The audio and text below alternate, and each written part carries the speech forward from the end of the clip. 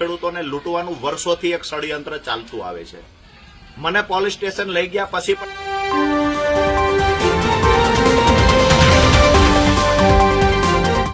નમસ્કાર, જય કિસાન દોસ્તો. હું આપનો રાજુ કરપડા. આમ તો લાંબા સમયથી બોટાદ માર્કેટિંગ યાર્ડમાં કડદાના બહાના હેઠળ ખેડૂતોને લૂંટવાનું વર્ષોથી એક ષડયંત્ર ચાલતું આવે છે.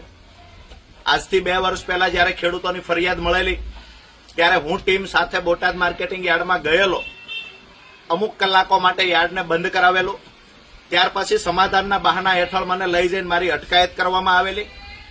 પણ એ વખતે ખેડૂતોએ મજબૂતાઈથી પોતાના સંગઠનની તાકાત બતાવી. મને પોલીસ સ્ટેશન લઈ ગયા પછી પણ ખેડૂતોએ યાર્ડને બંધ રાખ્યું. મીડિયાના મિત્રોએ પણ ખૂબ સહયોગ કર્યો, જેના કારણે બોટાદ માર્કેટિંગ યાર્ડમાં એ વખતે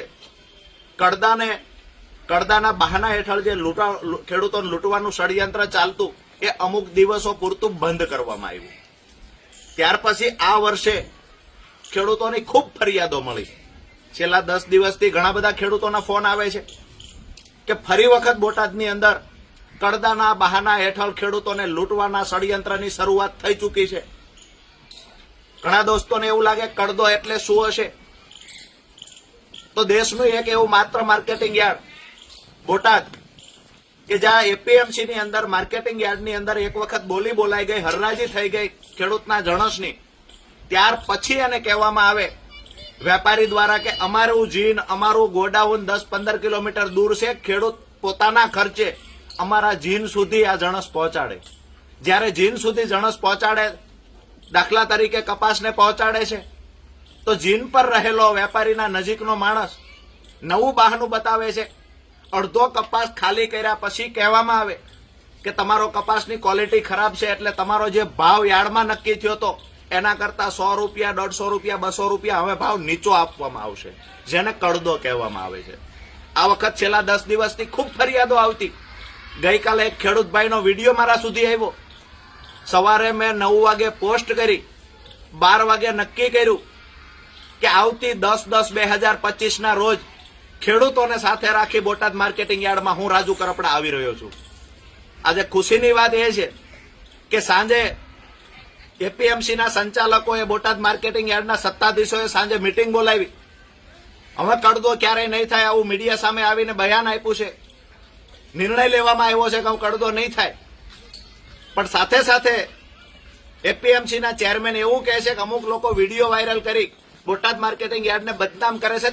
ચેરમેન સાહેબને કહીએ છીએ કે આ કડદાના બહાના હેઠળ વર્ષોથી જે ખેડૂતોને લૂંટવાનું ચાલુ છે, બોટાદ માર્કેટિંગ યાર્ડને બદનામ કરવાનું કામ એના સત્તાધીશો અને વેપારીઓએ કર્યું છે.